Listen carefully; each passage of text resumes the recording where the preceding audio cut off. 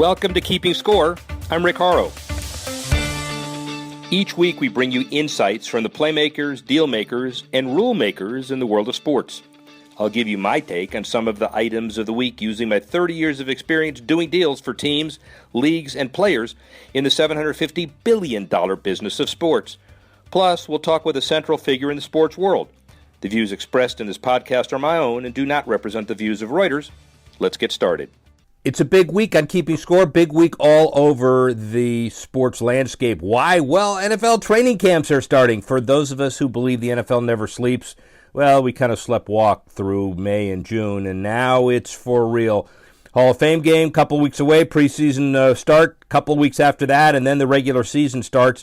Amy Tenery, who is the digital editor at Reuters, can digest it and make it happen for us. Amy, how are you? I'm great. Thanks, Rick. How are you? I am wonderful. One good thing about the NFL is you continue to need to be deflected from your dismal, repugnant Mets. Thank you for talking NFL. I will just say I was there in person last night and I watched them win a game, so it can still happen. Congratulations, by the way. So that plus the first 10 means 11 games you all are happy with, but alas, you played way more than 11. It's a wait till next year. We'll talk baseball later on, but today's all about NFL. There were some big business stories I know you noticed. What's on top of mind? Yeah, so there's an interesting statistic that came through that the NFL generated actually record revenue last year, with each team receiving roughly $256 million based on their current revenue sharing agreement. I was sort of interested when I saw this statistic because the narrative that I've been reading is that this league is facing a lot of backlash. It's facing declining popularity. So how do I square this figure, Rick, of this sort of record revenue with the fact that people don't seem to be as into the NFL as they used to be? Well, we certainly know that nobody's puffing on the revenue side because what people do is they take the Green Bay Packers numbers, because it is a public company, it has to report, and then they assume that the sharing piece is the same for 31 other clubs, and they add the local revenue to it. And one of the reasons why that's the case is $8.5 billion from TV deals, road game revenue sharing, and other factors, meaning a 4.5% to 5% year-over-year increase. So we know that much of the revenue, despite the maligned NFL in the press circles, continues to go up. And as we said, $260 million or so split per team. Now, expenses are pretty high, but obviously $14 billion is the total revenue number people are expecting. Roger Goodell challenged his staff to be up to $25 billion by the start of the next labor agreement. Ambitious to be sure, but the NFL clearly is headed in the right economic direction. What's your perspective? Yeah, I mean, to me, it just sounds like smart management from the clubhouse and from the corporate house.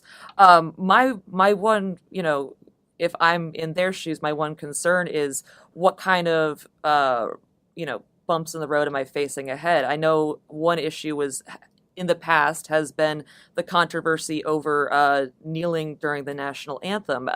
Do you see that as an issue down the road for them in terms of the business revenue and also keeping people watching? Here's the irony.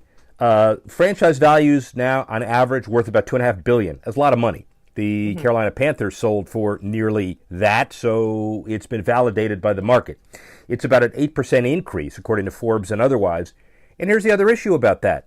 Bottom line is that the franchise value continues to go up. The economics continue to be strong. The protests, clearly evident last year, grabbed a lot of headlines.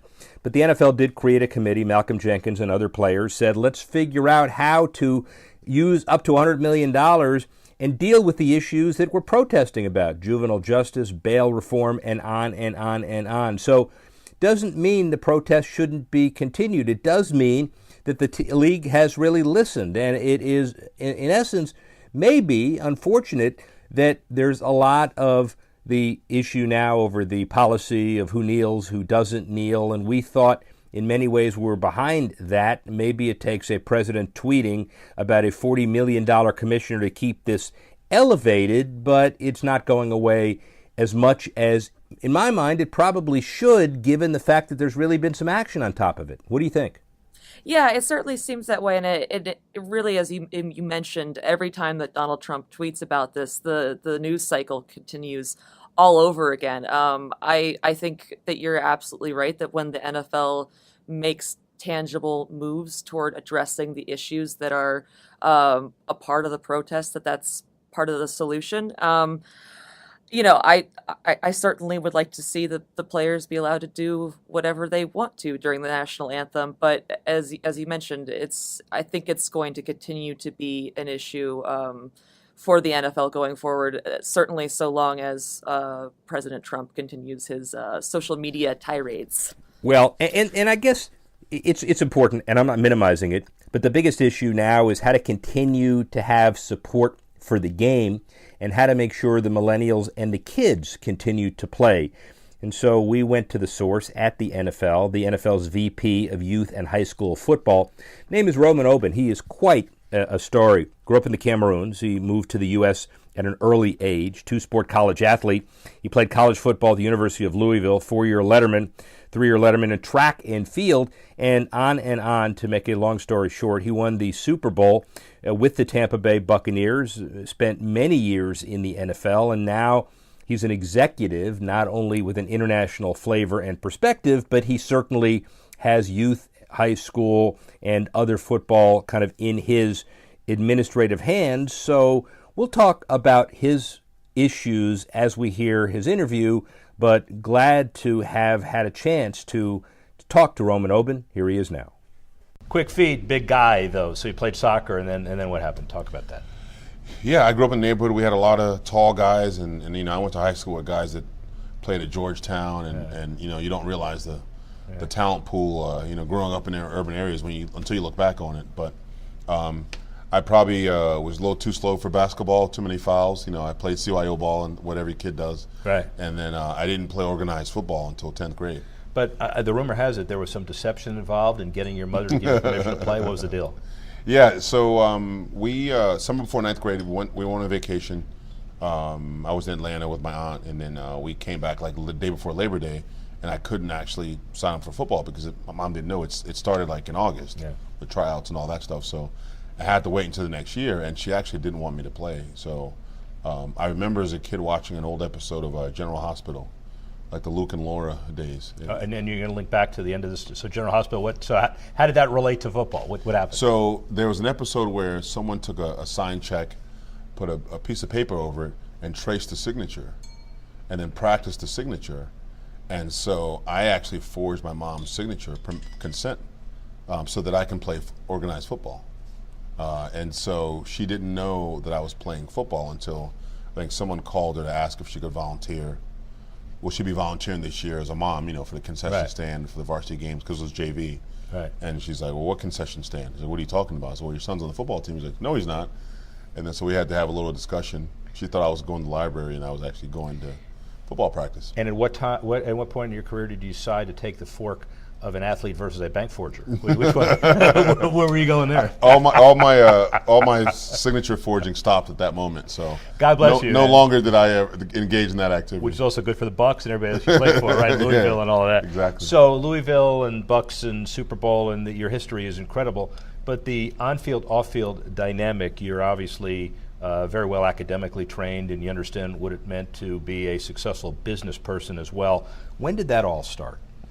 Well, I think just growing up and, growing up with a single mom, and I learned that you had to have a deeper sense of responsibility to your community, and being a foreigner and immigrating from another country, it was all about the work ethic. So anyone who's come from another country knows that it's about that work ethic and not dishonoring your parents, your grandparents, and those kind of things. So I probably didn't grow up having to deal with a lot of the distractions that quote unquote American kids had to deal with because I wasn't allowed to do most of the things that they were allowed to do. Yeah. So and the script was never supposed to be written that I was going to play in the NFL because you don't know that when you're 9. Oh, clearly. I mean, you have a dream about playing for the Redskins. I grew up in D.C., but the reality is I knew that if I were to be put in that position, just even as a collegiate athlete, I'd take school seriously, try to get the best grades possibly, and then getting drafted, obviously, it was going back to that, having a deeper sense of responsibility, doing charity work, and just using your platform to do good things. And I would say most athletes do good things.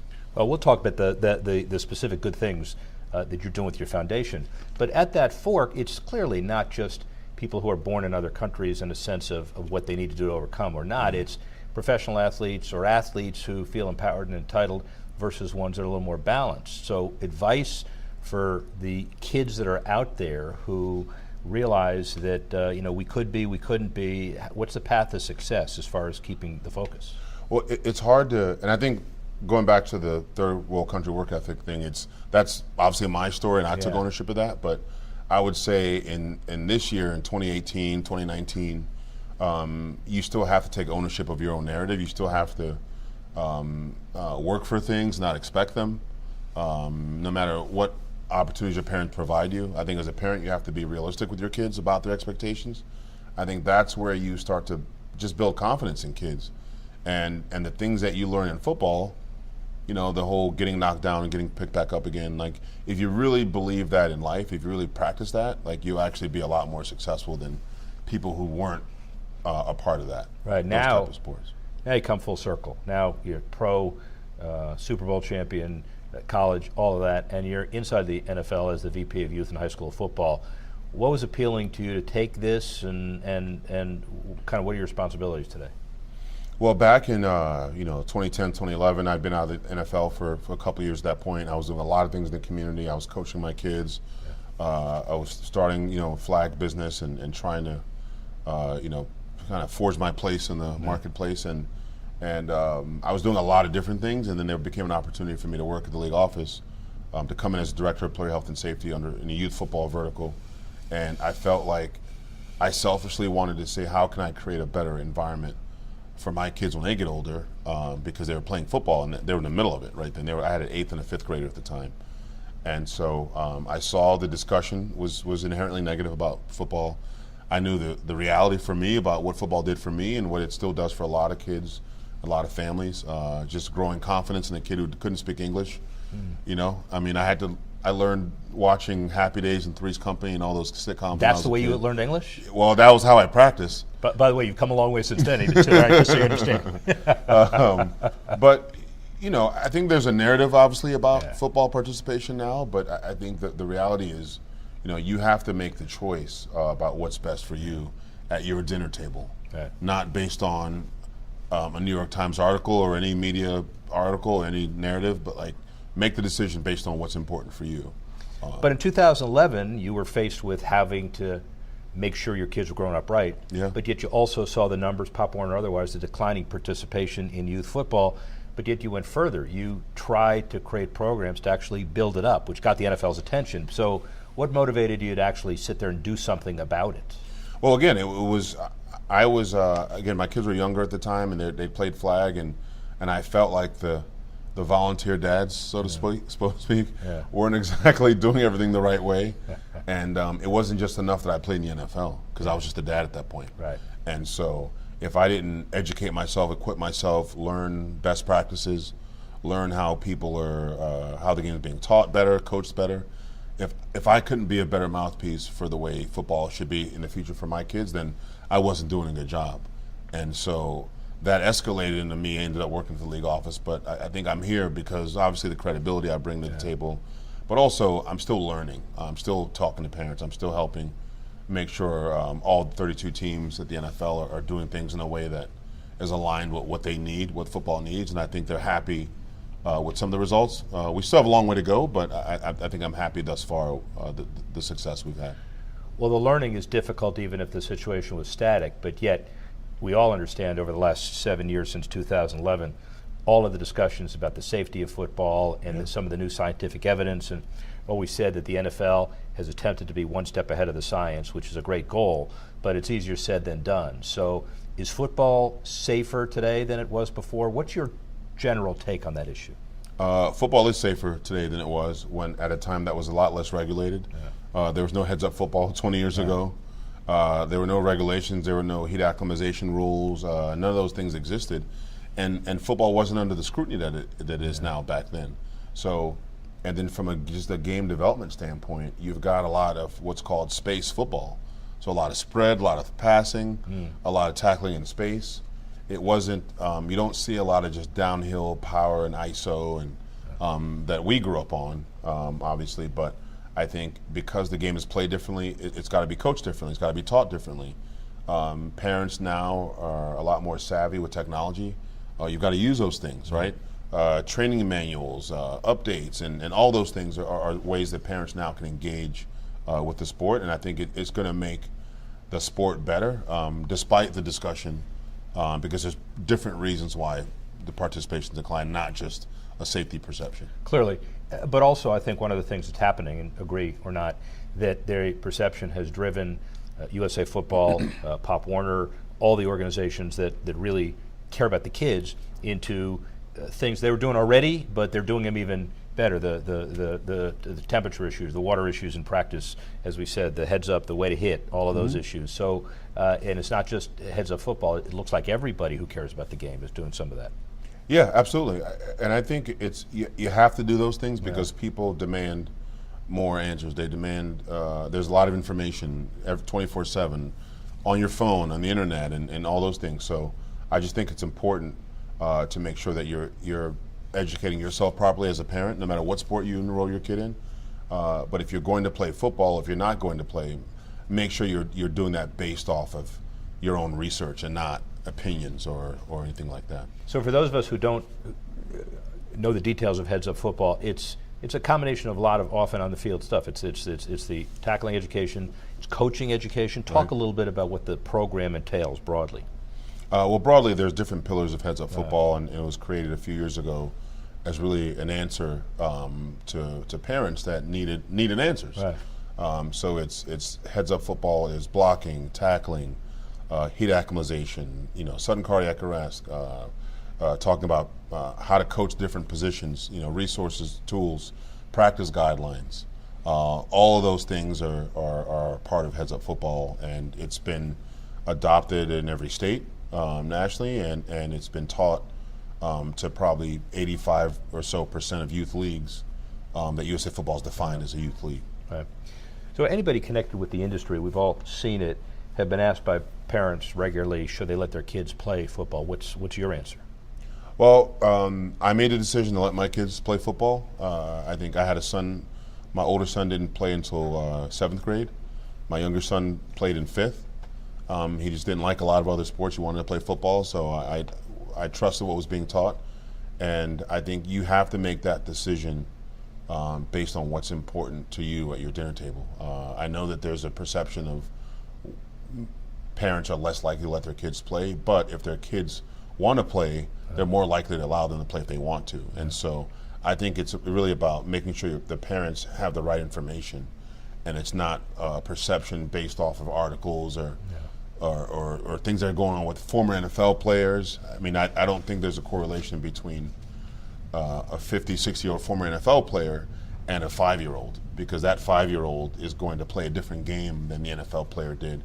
And that 5-year-old may not play past high school. He may not play past Pop Warner. He might play flag. And I think we have to adopt all of those things as football. You still have the same number of kids that are engaging in the sport. You still have high school participation at over 1 million participants. That's relatively stable, which feeds NCAA. Colleges are still adding football teams. I mean, all those things are positive, but I think there is a safety perception. There's a safety issue that I think we're working together with Pop Warner, with USA Football, with all the NFL clubs to make sure that parents are being educated properly. Is one of the answers against the presumptive sensationalism just more information and more objective awareness of what these programs really are? Yeah, and I think, you have to be educated because there's a lot of information. There's also a lot of wrong information. Yeah. But I trust taking a 2-3 hour certification. I trust having the information, having a practice guidelines, being in a heads-up certified league is probably, you're more likely to not having issues than to not having that. And I think, and it's also up to the child. Like, where's your child's comfort level, boy or girl, about what type of football they want to play? Where do they want to start? I think that's a parent's decision. You look back on your youth football experience. How did it help you in business, in life, in becoming the person you are? I think that the structure that football gives you is unique. And I think when your day is controlled from wake up till bedtime in training camp, but I think it gives you a focus. And then you go to college and you're practicing in the morning, going to class, practice again, study hall. I mean, you live a whole life like that. Yeah. And so when football's over, you want to still create some sort of structure in your life. You look on social media, you've got motivational Mondays and all these things that you see, but when you grow up in a locker room, it's all character leadership quotes all over the building. It's all buying in. It's all being accountable to the team, and that's why a lot of football players, a lot of student athletes become great salesmen. They become great people in the financial sector, banking, those result-oriented professions. I think you see a lot of athletes that gravitate towards that because it creates that sort of accountability, and that's either you win or you lose at the end of the day, and there's no in between. I think that's something that athletes can all take with them, that they learned as kids through college, and then if you play in the NFL, you've literally lived in a whole life of learning things that way. And I assume your sons get it too. I mean, the same kind of dynamic and process and rigor and training.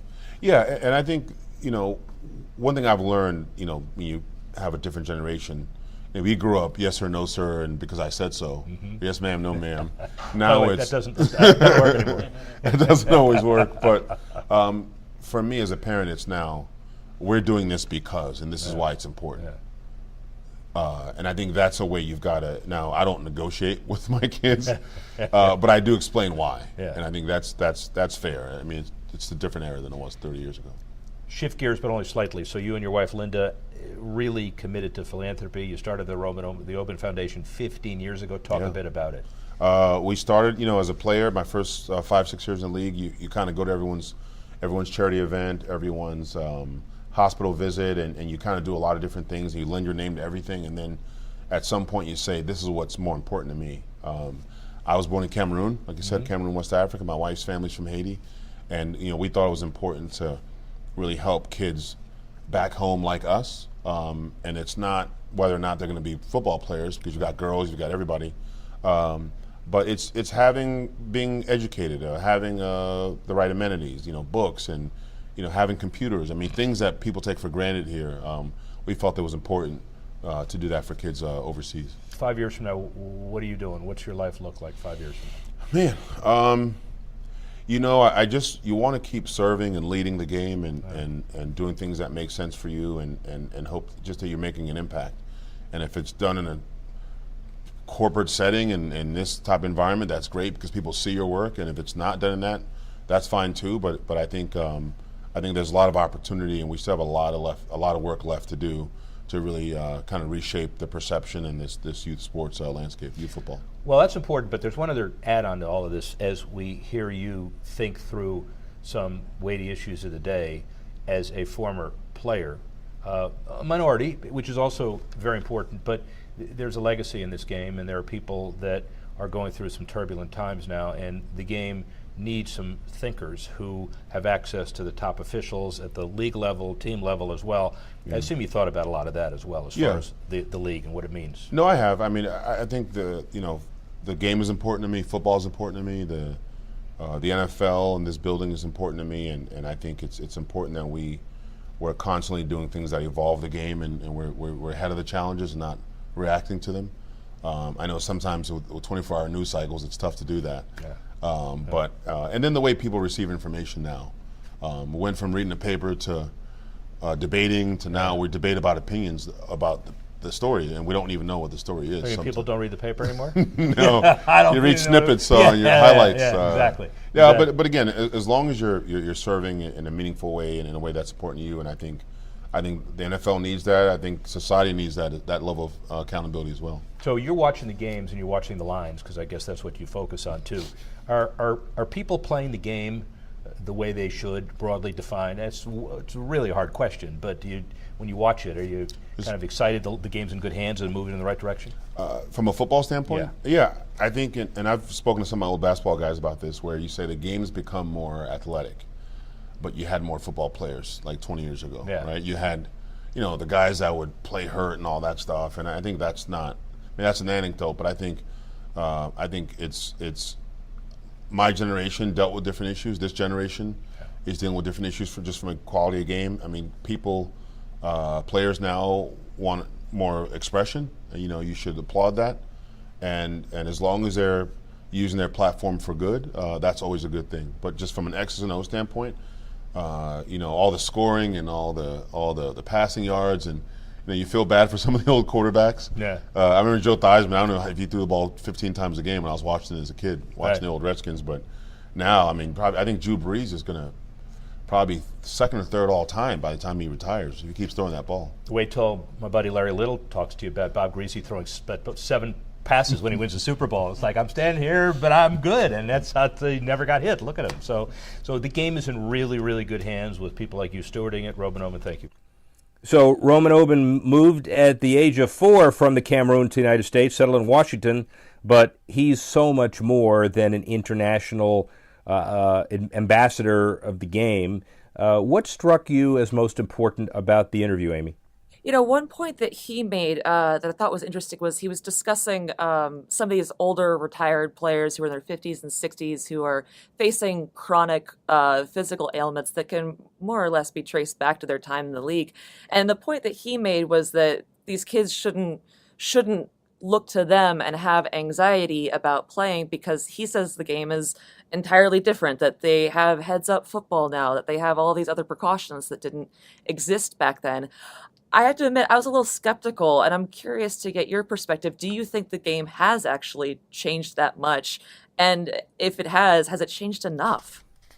Well, players are bigger, stronger, faster, hitting harder. That's clear. Mm-hmm. Safety mechanisms has certainly progressed. That's also clear. The science has progressed. The NFL, in my real estimation, has tried to stay one step ahead of the science.